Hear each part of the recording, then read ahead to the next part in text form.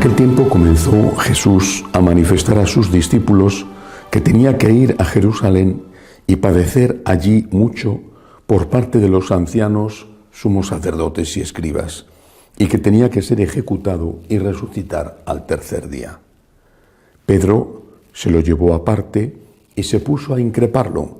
Lejos de ti tal cosa, Señor, eso no puede pasarte. Jesús se volvió y dijo a Pedro: apártate de mí, Satanás. Eres para mí piedra de tropiezo, porque tú piensas como los hombres y no como Dios. Entonces dijo a los discípulos: si alguno quiere venir en pos de mí, que se niegue a sí mismo, que tome su cruz y me siga. Porque quien quiera salvar su vida la perderá, pero el que pierda su vida por mí la encontrará. Pues ¿de qué le sirve a un hombre ganar el mundo entero si pierde su alma? ¿O qué podrá dar para recobrarla? Porque el Hijo del Hombre vendrá con la gloria de su Padre entre sus ángeles y entonces pagará a cada uno según su conducta. Palabra del Señor. Gloria a ti, Señor Jesús. Si la Iglesia tuviera, por un don extraordinario del Señor, la posibilidad de acabar con todo sufrimiento, las parroquias tuvieran un producto, el que fuera sencillo, barato, gratuito, que reparten entre sus feligreses y que se acaban las enfermedades, o tuviéramos un control sobre la economía mundial para repartirla más equitativamente, pudiéramos solucionar el gravísimo problema de la inmigración ilegal.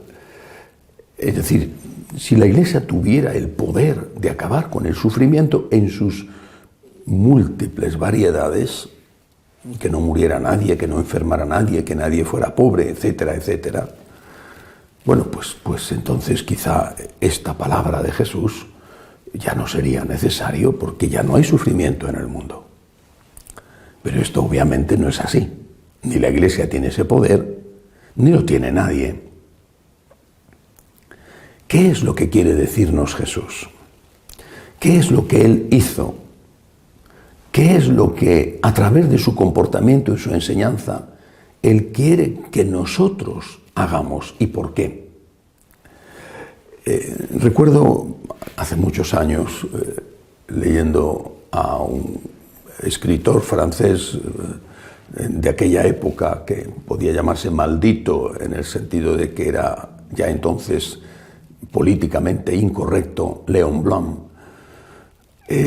decía que él era católico practicante, muy radical, ciertamente, pero él decía que reprochaba a la Iglesia que hubiera hecho a los pobres más pobres de lo que son. Esta frase me pareció injusta. La Iglesia no ha hecho a los pobres más pobres de lo que son, al contrario. Desde sus orígenes, ahí está el libro de los Hechos de los Apóstoles, la Iglesia se ha dedicado a ayudar a los pobres. ¿Por qué entonces Léon Blum hablaba así y lo decía él, que era un católico practicante, y él, que sabía muy bien las obras de caridad de la Iglesia? ¿Por qué lo decía? Porque se refería precisamente a esto. La Iglesia ayuda a los pobres. ¿A cuántos? A algunos. Es mucho, es muchísimo lo que hace, más que nadie, pero algunos. Algunos desde el punto de vista económico. Una limosna, una ayuda puntual. Bueno, zonas donde se reparte comida, vale. Actividades asistenciales, personas maravillosas, consagradas a ello, religiosas, religiosos, atender a ancianos, atender a niños abandonados. Bien, maravilloso. Pero unos cuantos. Porque no puede más, no porque no quiera más. Unos cuantos. Hay otra cuestión. Hay que enseñar para qué sirve el sufrimiento. Esto es lo que Cristo quiso enseñarnos. No significa que Cristo no aliviara el sufrimiento. Ahí está el milagro de la multiplicación de los panes. Ahí están la multitud de milagros de Jesús para curar todo tipo de enfermedades o resucitar muertos. Él se compadece y ayuda. Y además nos pide que hagamos lo mismo. Pero Él no resucitó todos los muertos de Israel o del mundo, ni curó todos los enfermos, ni alimentó gratis a todos los hambrientos. Y en cambio Él vino a dar sentido al sufrimiento. ¿Y para qué sirve sufrir? Esta es la pregunta. ¿Puede servir para algo? He recibido hoy mismo, lo he leído hoy, debió de escribirlo la persona interesada ayer, un correo, un email de una señora de México. Es una señora ya con una cierta edad, su marido también. El marido ha perdido el trabajo y en una situación como la que estamos viviendo y siendo ya unas personas relativamente mayores, es difícil encontrar un nuevo empleo. No tienen pensión, sucede mucho, por desgracia, en algunos países de América, no hay pensión. Y se encuentra en una situación económica crítica. Esta mujer, hablo de ella, no sé si el esposo también, es católica practicante, que vive la espiritualidad del agradecimiento, va a misa todos los días. Ahora ya en su ciudad esto es posible, han abierto las iglesias. Bueno, va a misa y se encuentra con que el sacerdote celebra la misa rapidísimamente, 15 minutos. Y ella le ha ido a decir, padre, ¿por qué no celebra usted la misa con un poco más de calma? 15 minutos, que esto es una carrera. A lo cual el sacerdote le responde con violencia, váyase usted a otra iglesia si esto no le gusta. Yo hago lo que quiero hacer. La señora me cuenta esto. Es una mujer sin trabajo, en una crisis económica profunda, que busca el apoyo del Señor y que se encuentra expulsada de su parroquia por el cura. Pero no termina ahí lo que la señora me cuenta. Me dice, padre, todo esto y el ayuno que hago todos los días pidiendo al Señor que nos socorra, lo estoy ofreciendo por este sacerdote. No le maldice, no pide a Dios que le dé no sé qué tipo de castigo, no, me cuenta lo que ha ocurrido y pide por él y ofrece su sufrimiento, que es mucho, por él. El otro día, esta semana, recibo un correo de otra señora, también de un país latino, quiero recordar que era de Argentina, que también ha podido ir a misa, ha ido a misa, y cuando ha llegado la hora de comulgar, ella ha puesto la boca para comulgar. El sacerdote se ha negado a darle la comunión en la boca. Entonces ella, con humildad, se ha retirado y ha preferido hacer la comunión espiritual. Bueno, esta es una cuestión que podrá ser discutible. Vale, ella ha terminado, ha preferido no comulgar. Me parece que es un derecho de las personas no comulgar. No creo que sea ahora obligatorio comulgar. Repito, si se comulga en la boca o en la mano, es una cuestión en la que no voy a entrar ahora. Ella ha decidido marcharse, se ha sentado en su banco, ha terminado la misa y el sacerdote ha ido a por ella, delante de todos. La ha expulsado de la iglesia, la ha echado del templo, incluso ha salido a la calle insultándola. Esta mujer me dice, estoy ofreciendo toda esta humillación, esta vergüenza delante de todos los feligreses, estoy ofreciéndola por el sacerdote. ¿Qué es lo que Jesús nos quiere enseñar? Nos quiere enseñar que el sufrimiento tiene un valor.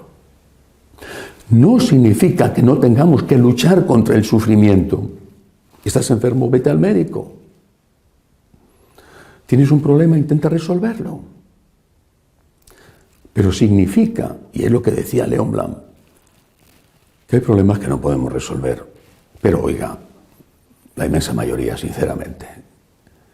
Y que tenemos que darle a eso que no sirve un valor para que sirva. Cristo lo hizo.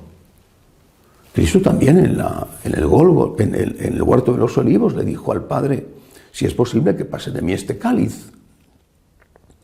Tenía miedo, sudó sangre. Pero, Señor, que se haga tu voluntad. Señor, ayúdame, tengo miedo. Me da miedo sufrir, me da pánico sufrir. Hoy por lo menos puedo decir que no me da miedo la muerte, pero me da pánico sufrir. Señor, ayúdame, que pase de mí este cáliz, y si no, dame tú la fuerza, porque yo no la tengo. Pero mi sufrimiento tiene un valor. El que sea, porque pobre creo que es un concepto que hoy tenemos que ampliar. Pobre es una persona que ha perdido un hijo, o que con esto del virus ha perdido a su papá, a su mamá, y no ha podido ni despedirse. Se lo llevaron un día y se lo han entregado en una urna con las cenizas. Hay tanto tipo de pobreza, empezando naturalmente por la pobreza material, pero eso tiene un valor. Repito, es la enseñanza de Jesús. Tiene un valor. Tiene el valor de ser corredentor. Es San Pablo, ese olvidado y denostado San Pablo, del cual ya cada vez se habla menos porque no es políticamente correcto debido a su enfrentamiento con la homosexualidad. Es San Pablo el que dice, completo en mi carne lo que falta a la pasión de Cristo, y es esa gota de agua que el sacerdote va a poner en el cáliz, lo que simboliza ese sufrimiento de los hombres. Esto tiene un valor. Cuando además la ira se transforma en amor y en oración, el valor es mucho mayor. Esa anciana pobre que busca consuelo en la iglesia y que es echada de la iglesia por el sacerdote y que transforma la ira que pueda sentir en oración por ese sacerdote y en ofrecimiento por ese sacerdote, esa anciana es corredentora. La mamá que ve como su hijo, su hija, se extravía y va por un camino que le conduce a la ruina en todos los sentidos y no puede hacer nada, pero ofrece al Señor su cruz y se la ofrece y saca de ahí el consuelo de saber que está colaborando con Cristo en la redención de su hijo y del mundo. Eso tiene un inmenso valor. Por eso debemos tener la inteligencia de Dios, porque esto es lo que nos enseña el Señor, a tener su forma de ver las cosas, a saber que lo que no vale, la cruz era un castigo horroroso, lo era de verdad, y sin embargo se convirtió en la redención. Pues lo que no vale, la cruz, puede ser, si se lo ofreces al Señor y lo aceptas, puede ser corredentor por los tuyos, por el mundo, por ti. Y quizá eso lo hemos enseñado tan poco, o simplemente no lo hemos enseñado, que hemos hecho, como decía León Blanc, a los pobres más pobres de lo que son. Señor, ayúdame, estoy asustado, ayúdame, que se resuelvan estos problemas, ayúdame, Señor. Pero si es tu voluntad, dame la fuerza para abrazarte a ti en la cruz y unirme a ti en la cruz y colaborar contigo, ofreciéndote mi gota de agua, porque el vino ya lo pusiste tú con tu sangre derramada para la redención del mundo. Que así sea.